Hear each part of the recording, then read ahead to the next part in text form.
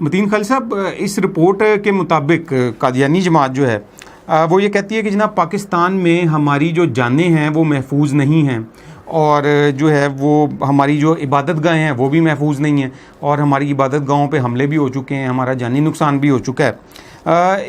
یہ جو ان کے الزامات ہیں اس کے بارے میں کچھ ہمارے ویورز جو ہیں وہ ان کو آگاہ کریں اور ذرا اس کی حقیقت بتائیں ہمیں۔ اچھا دیکھیں، اس سلسلے میں درخواست کروں گا کہ قادیانیوں کا یہ پروپیگنڈا ہے۔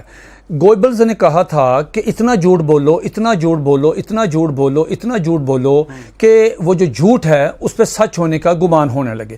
لیکن دیکھیے، پہلی بات تو یہ ہے کہ پاکستان نے جن حالات میں پاکستان گزرا ہے، دنیا کا شاید ہی کوئی ملک اس سے گزرا ہو۔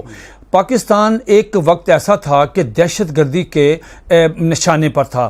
آپ مجھے بتائیں کہ پاکستان کی جو حساس تنصیبات ہیں اس میں ہماری آرمی، ہماری نیوی، ہماری فضائیہ پہ حملے ہوئے اس دور میں جب یہ دہشت گردی عروج پہ تھی۔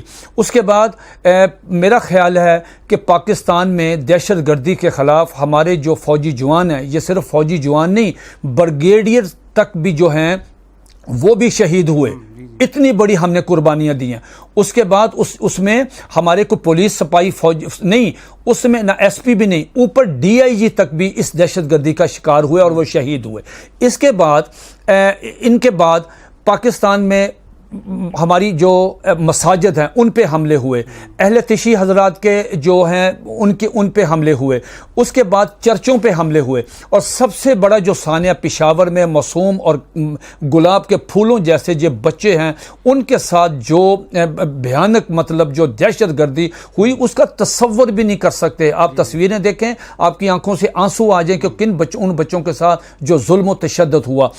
اسی رو میں جب یہ ساری دہشت گردی پورے ملک میں ہو رہی تھی، اس میں قادیانی عبادت گاہوں پہ بھی حملے ہوئے۔